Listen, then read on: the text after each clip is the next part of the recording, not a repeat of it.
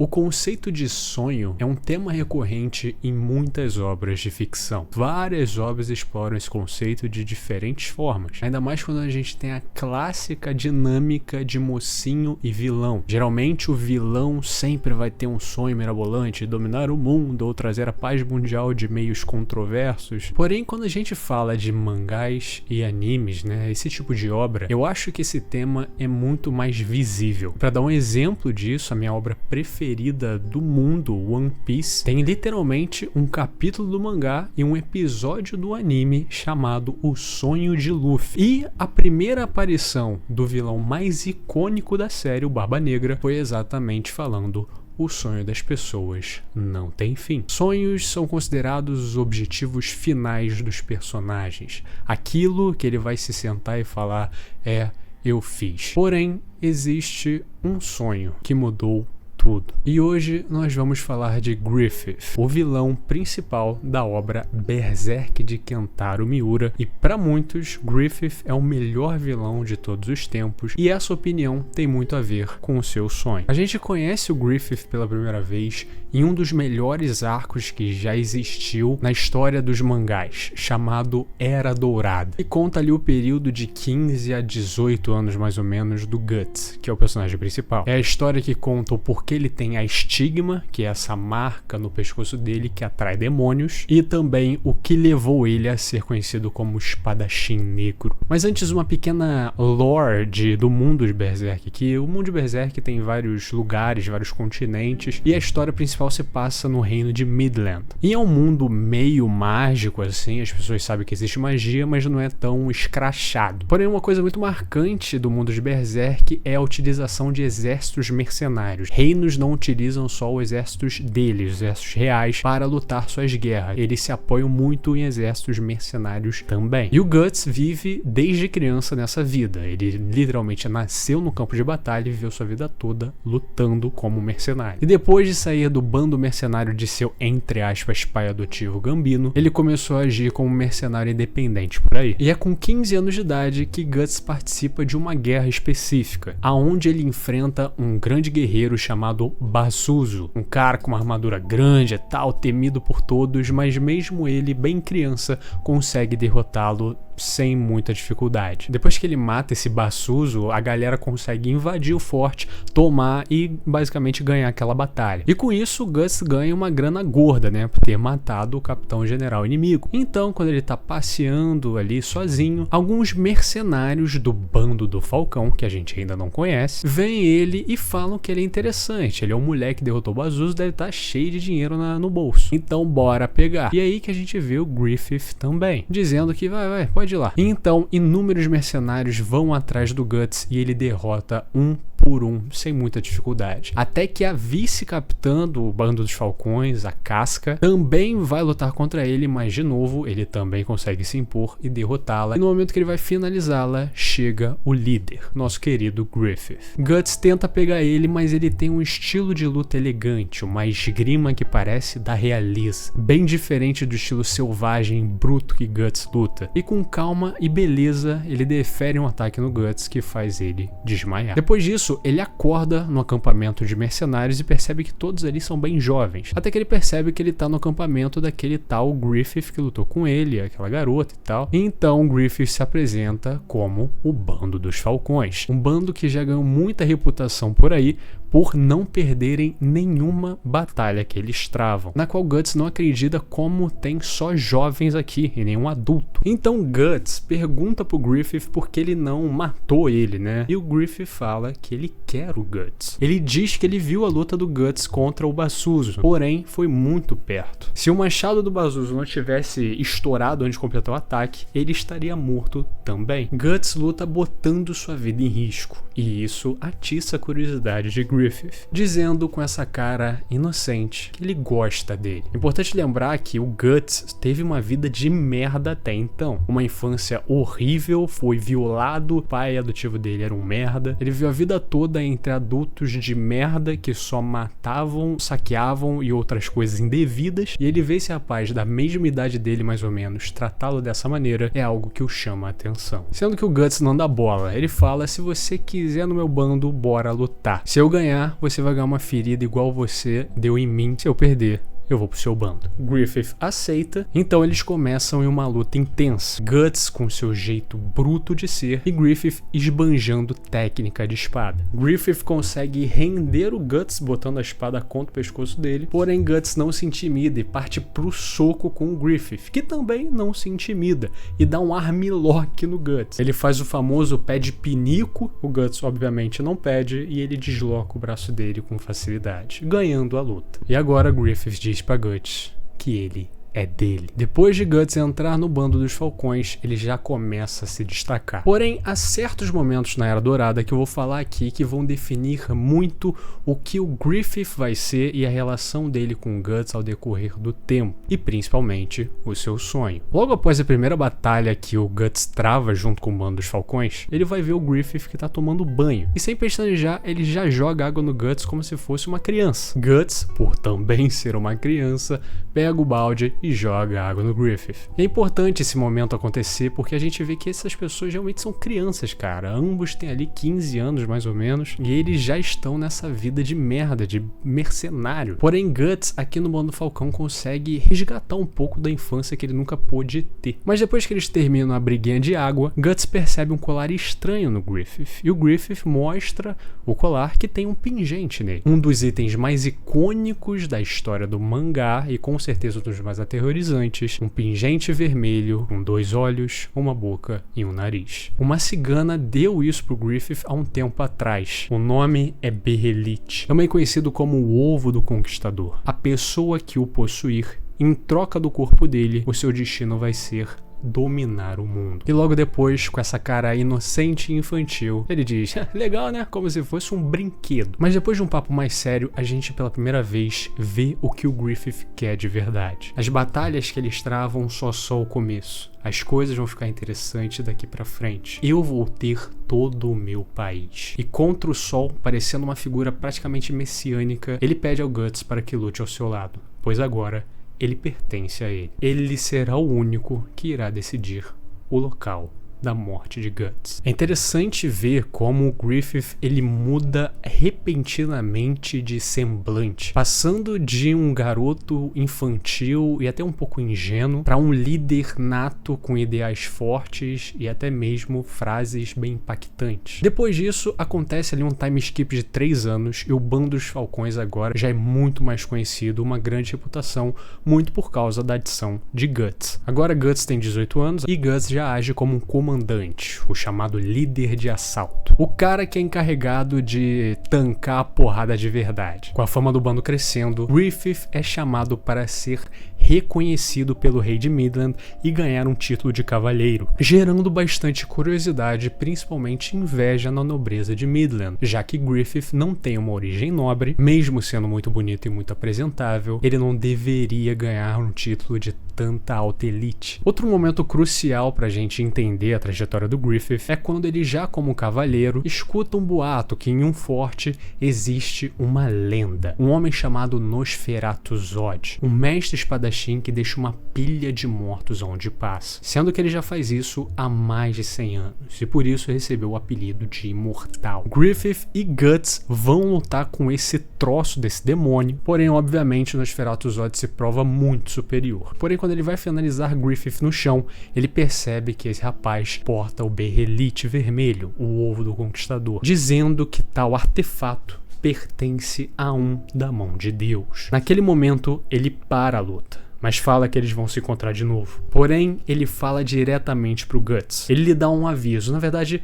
uma profecia. Se você chama aquele homem de verdadeiro amigo, se prepare para quando os sonhos desse homem começarem a acontecer. Você vai enfrentar a sua morte, uma morte que você não pode escapar. E depois disso ele sai voando e fugindo do local. E isso já aumenta a carga desse tal sonho do Griffith, que aparentemente a gente já sabe que é ele dominar e ter o próprio país, pelo que a gente entendeu. Mas na verdade o buraco é mais embaixo. Depois dessa luta com Nosferatu Zod, Apesar deles terem levado um pau, no fim do dia o Nosferatu Zod foi embora. Então o rei foi parabenizar o Griffith pessoalmente, dizendo que ele era digno, muito melhor que os nobres que o cercam, alguém que realmente está interessado em ajudar o reino. E nesse momento, olhando a conversa, a gente vê a princesa Charlotte, a filha do rei, uma garota que só fica no castelo, não sai muito. Quando ela vai ir até o Griffith, ela tropeça e o Griffith pega ela, né, como verdadeiro cavalheiro. Porém, ao tocar na princesa, o Duque Julius, ou General Julius, o herdeiro do trono de Midland, dá um tapa nele. Afinal, um plebeu como Griffith não pode tocar em alguém da realeza da princesa Charlotte. Obviamente, o Guts vai avançar nesse franjinha, sendo que o Griffith para ele. E com uma cara bem macabra, fala que ele sente muito. Porém, a fama do Griffith está crescendo dentro do castelo. As próprias serventes da família real estão falando muito bem dele, falando que ele nem se compara com os outros nobres, ele é tipo perfeito. E isso causa bastante inveja no Duque Julius, que ao se encontrar com uma espécie de conselheiro real, ele diz ali que vai ter uma caçada do rei próxima. E talvez, né, por ser um lugar perigoso, eles podem fazer algo com esse tal Griffith, que chegou já abalando, chegou já querendo saltar na janela. Talvez um acidente. E Julius gosta da ideia. No dia da caçada, Griffith e a princesa Charlotte estão andando juntos quando um javali louco assusta os cavalos. Griffith, como um bom cavaleiro que é, corre atrás da princesa e consegue salvá-la. Griffith é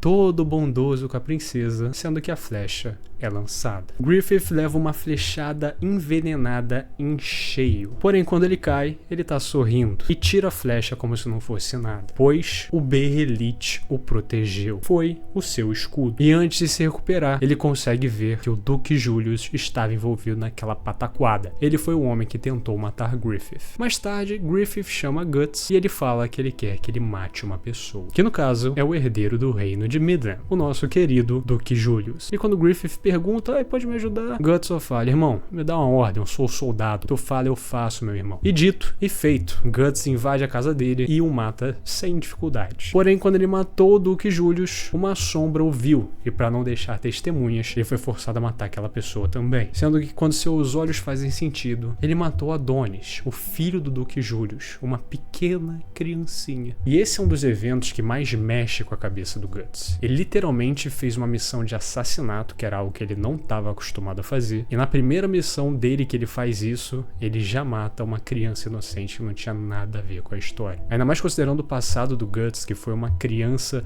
inocente que se enfiou um monte de merda, matar uma criança sem querer, digamos assim, mexe muito com o seu equilíbrio emocional. Enquanto isso está acontecendo, Griffith e Princesa Charlotte estão em um baile real, onde a princesa, como uma garota inocente e ingênua, fala, é porque a gente não pode não ter guerra. O que faz os homens gostarem de derramar sangue? Porém, Griffith fala que tendo guerras é um modo de adquirir e defender coisas importantes. Porém, há uma coisa muito mais importante do que outras. Um sonho. Isso é algo que você deve fazer para si mesmo, não para os outros. Não tem nada a ver com classe social, ou se até mesmo tem a ver com a realidade. Um sonho é um sonho. Ele pode te dar suporte, como pode te matar. Mas se você o abandonar, isso é considerado um suicídio. Todo homem, por toda a sua vida, deveria por um pouco de esperança, por uma vida que ele pode sacrificar para o Deus dos sonhos. E lembrem bem dessa frase. E nesse momento, o Guts queria, falar da missão diretamente com o Griffith. E foi até ele. Porém, quando o Griffith está fazendo esse monólogo, ele para na escada e fica ouvindo sem o Griffith perceber. Griffith continua falando que a vida daquele que procura só viver outro dia é inaceitável. Ou seja, aquele que não tem sonhos é inaceitável. E no caso, esse alguém é o Guts. Griffith continua falando que o bando dos falcões os servem bem. Eles enfrentam a morte, eles estão dispostos a se sacrificar pelo meu sonho, mas eles não são meus amigos. Um amigo não deveria só seguir o sonho do outro. Um amigo deveria achar sua própria razão de viver. E se alguém destruísse seu sonho, ele deveria se defender,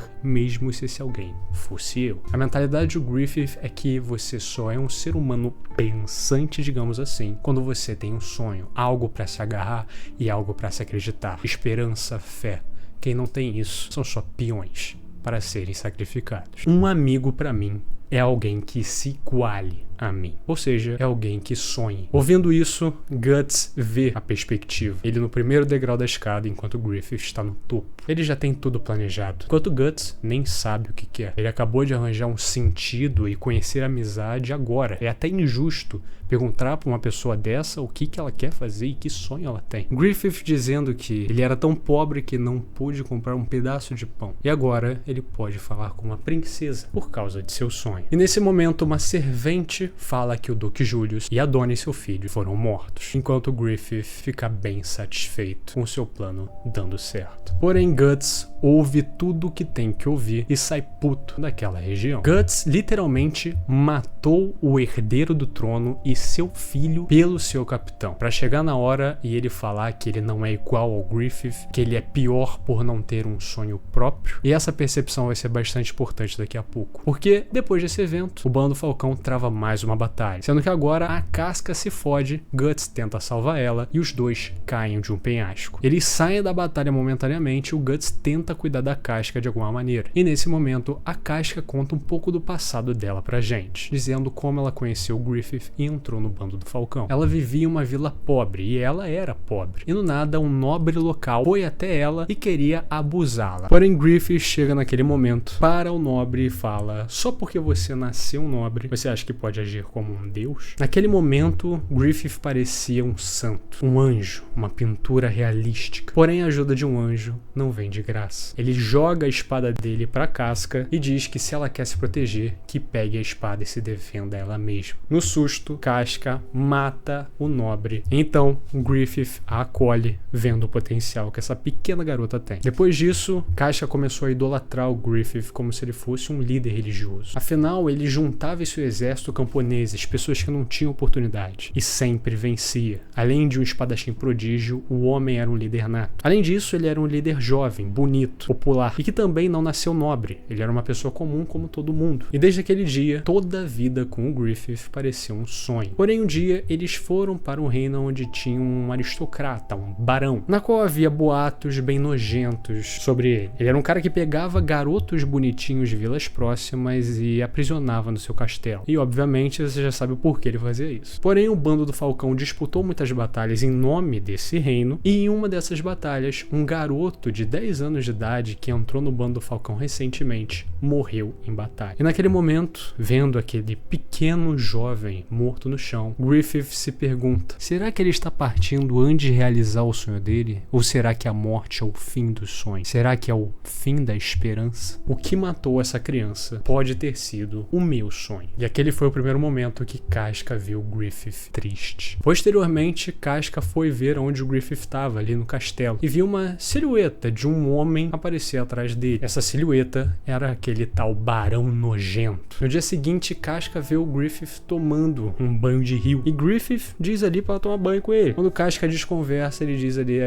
tá sujo demais pra você, né? Então ela começa a perguntar por que eles estavam juntos, por que ele fez aquilo. Eu tive que fazer aquilo por dinheiro. Um exército não se paga sozinho, cavalo, roupa, isso não é de graça. E ele fala ali que sempre que a gente entra numa batalha, muitos soldados são perdidos. O que faz a Casca lembrar daquele moleque. E ele fala que ele calculou: se eles lutarem 10 batalhas, vale o mesmo que passar uma noite com aquele cara. E qual dos dois é o mais perigoso? Então ele começa a se automutilar e falar que foram eles que escolheram lutar por ele. Ou seja, ele não se importa, foi a escolha de vocês. Mas para aqueles que morreram, tem algo que eu posso fazer por eles. E isso será a vitória. É um sonho mergulhado em sangue. Porém, a coisa que eu mais quero é difícil de se obter. Para obter isso, tem que se sacrificar milhares de tropas, sem que nada me machuque. Nesse momento, a gente vê o quão complexado o Griffith é. Um cara que tem toda essa face de perfeito, porém ele sabe o peso que é ser um líder de um exército mercenário e o peso que é ter o sonho que ele tem. Grandes sonhos, grandes sacrifícios. Esse é o ditado. Depois que Casca e Guts voltam pro acampamento, né, depois de sair daquela merda daquele penhasco, Guts fala ali que o bando dos Falcões é como uma chama de sonhos, sendo que essas chamas podem ser fracas, mas se eles se juntarem a uma chama forte,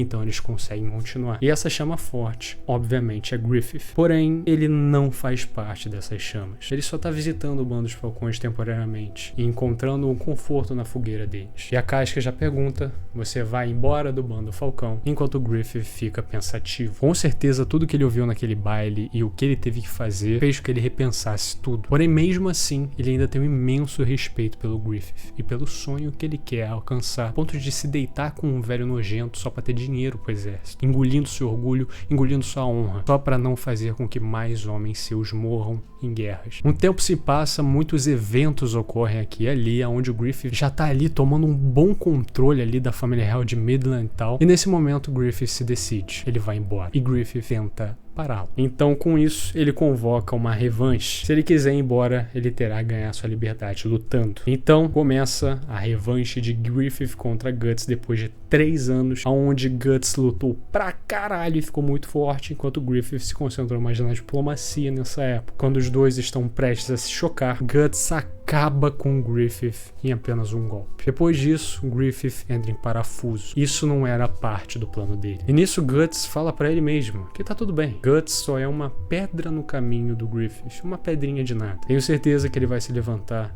e continuar na sua jornada. Ele está destinado a algo muito maior. Porém, essa não é a realidade. Depois da luta, Griffith, que já estava fazendo vários laços com a família real, aparece na janela da princesa Charlotte, que é o seu alvo desde o início para, fazer esse link com a família real de Midland. Em uma ação imprudente, ele beija a princesa. E não só isso, passa a noite com ela, tirando a sua virgindade. Para uma princesa que era colocada trancada dentro do quarto pelo pai, não ia dar muito bom. Obviamente, o rei de Midland descobre que sua filha copulou e não demora muito tempo ele ligar os pontos e ligar ao Griffith. Griffith é pego e começa a ser interrogado pelo próprio rei. Com isso, ele começa a torturar o Griffith, esbanjando sua raiva. E Griffith o provoca, dizendo que ele quer dormir com ela, sua própria filha. Ele diz ali que ele nasceu com algo chamado a espada do rei, mas para ele essa espada não passa nada de culpa. Afinal, ele nunca provou o gosto da derrota. Isso deixa o rei louco, chicoteando Griffith inúmeras vezes. E com isso ele pede pro seu torturador torturar ele como ele quiser e que ele tem que sobreviver pelo menos por 1 ano. E no caso, o Griffith quis isso. Depois que Guts saiu, ele perdeu tudo. Guts era a peça-chave para ele conseguir o que ele queria e agora esse cara foi embora. Griffith é duramente torturado. Em uma de sessões da tortura, o torturador pega o Berrelite e por um descuido deixa ele cair no ralo, fazendo que ele vá embora. Nesse momento, Guts, que saiu do bando Falcão, começa a fazer sua reputação ali pelas redondezas, ganhando uma reputação fora do bando Falcão, enquanto Casca vira líder do bando, mas ela tem a missão de resgatar o Griffith. Passam-se 1 ano até que os caminhos de Guts e Casca e o bando Falcão se cruzam novamente. E enquanto o Griffith está ali na sala de tortura, vivendo há mais de 1 ano com torturas diárias e intensas, ele lembra de seu passado, agora com mais clareza. Lembrando que quando ele era criança, ele e os amigos dele iniciaram uma campanha de lutar contra um outro bando de garotos. Com eles ganhando, eles ficaram com um pouco de prestígio, e os objetos que eles saqueavam brilhavam como ouro. Porém,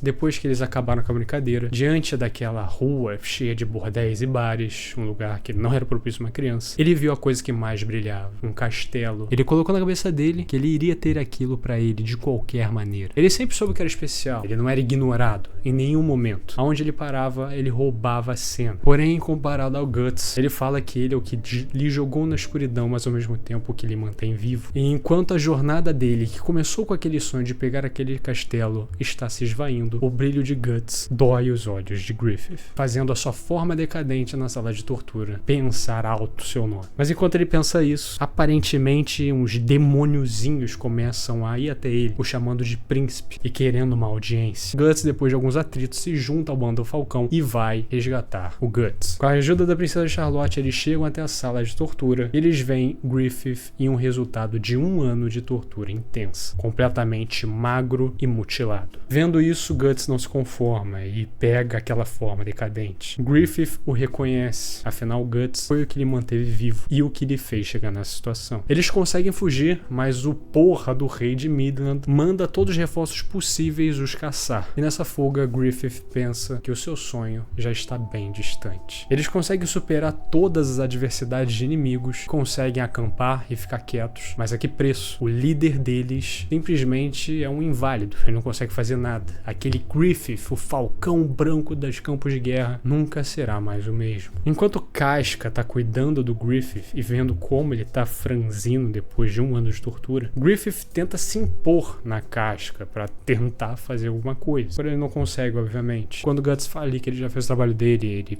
daqui a pouco vai embora. Ele quer chamar a Casca, na qual eles estão nutrindo ali um relacionamento amoroso, mas ela não pode. Griffith é pequeno e ele treme demais. Essa forma não pode simplesmente ficar sozinho. Porém, no seu devaneio de loucura, Griffith vê a sua forma no auge, apontando para o seu sonho de criança. Lembrando de tudo aquilo que ele acreditava. Sonhos podem até mesmo ser impossíveis, porque no fim das contas, eles são sonhos. Eles que te deixam vivo. Griffith, de alguma maneira, consegue botar aquela carroça que ele tá em cima para trabalhar, enquanto ele vê confiante que essa rua pavimentada de seu sonho, sua estrada até o castelo, ainda continua. Porém, obviamente, ele sendo completamente fudido, a carroça capota e ele cai num rio. Porém, nesse rio, ele encontra o Behelit, que há 1 ano atrás foi jogado no ralo por aquele torturador. E então ele percebe, é inevitável, ele deve retornar para suas mãos, é o seu destino. E é aí que o famoso eclipse começa a acontecer. Griffith, percebendo o que fez, vê Guts chegando perto dele e pensa para eles não chegar perto. O eclipse tá começando. Criaturas demoníacas de todos os lugares estão vindo em direção ao Griffith. Aquelas criaturas que queriam uma audiência para ele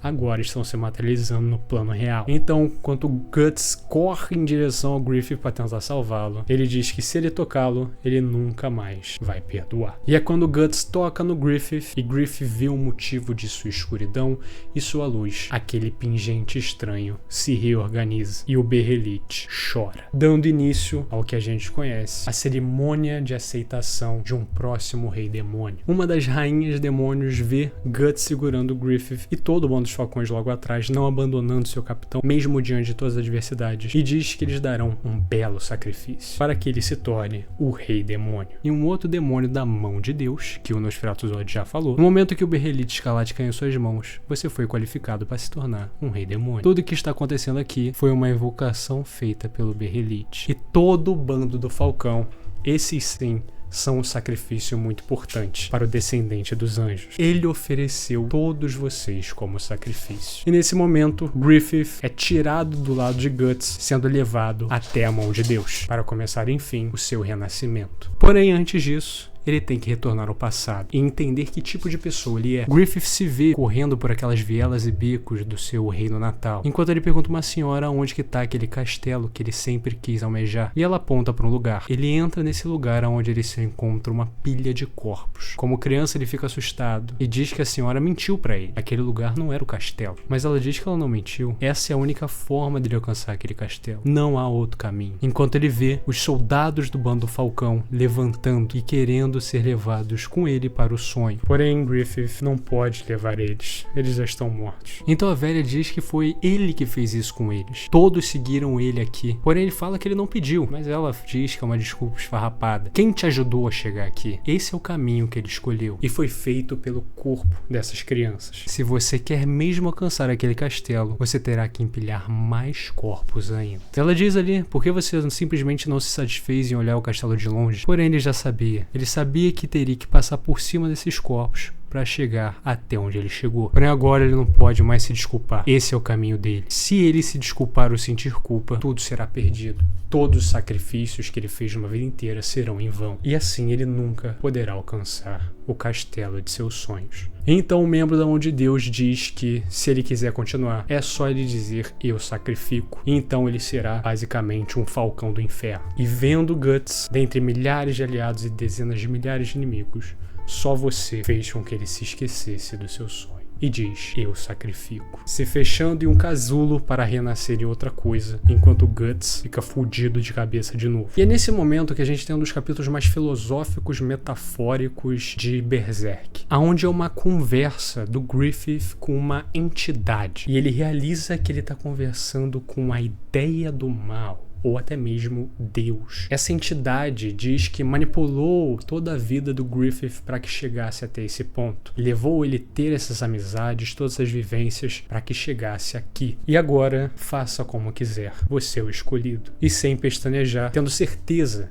que que o sacrifício dos mortos não será em vão, ele renasce como Fento, o quinto membro da mão de Deus. Depois disso, Griffith ou Fento faz coisas tão horríveis que faz o Guts estar nesse nível aí, né? Porém, Guts obviamente sobrevive ao eclipse e jura sua vida a acabar com Griffith. Depois do eclipse que a gente entende a saga do Espadachim Negro e como o Guts chegou onde chegou. E depois disso, Griffith, ele vira uma forma encarnada do Fento e basicamente joga o jogo no very easy, porque ele é um demônio da mão de Deus, então basicamente ele é super poderoso, tem todos os poderes do mundo e eventualmente conquista o mundo e faz o reino de Falconia, basicamente mudando toda a configuração do mundo de Berserk para um mundo mágico e basicamente concluindo o seu sonho. A genialidade do sonho do Griffith não é porque é um sonho extremo de complexo, cheio de camadas, é literalmente um sonho que chega até a ser tosco de tão superficial. Quando ele era criança, ele achava um castelo a coisa mais foda do mundo e ele queria ter aquilo, sendo que ele entrou em um furacão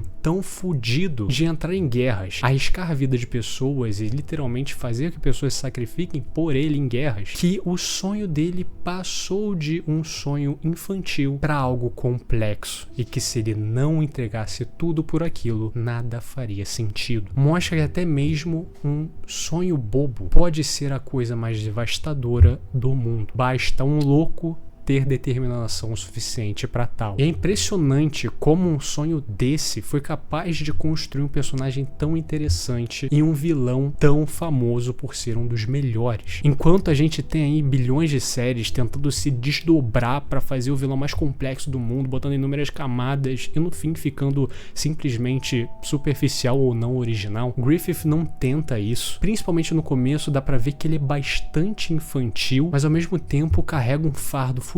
E é um cara que consegue abandonar o seu sonho por simplesmente a sua peça-chave ter saído de lá. Ele é um personagem que é a descrição de instabilidade, mesmo que ele se porte como basicamente um cara perfeito. São esses momentos, essas nuances que fazem Berserk ser a obra que é. Se você chegou até aqui, meu muito obrigado. O primeiro Dante Responde foi um sucesso, na minha opinião. Eu pensava que a galera não ia abraçar e foi muito maneiro, foi muito divertido. Obviamente pretendo trazer mais desse quadro no futuro. Deixe seu like, se inscreva, compartilhe o canal e considere ser um membro. Você ganha uns emojizinhos, uma foto de perfil, mas você ajuda muito esse cara que vos fala. Tchau, tchau.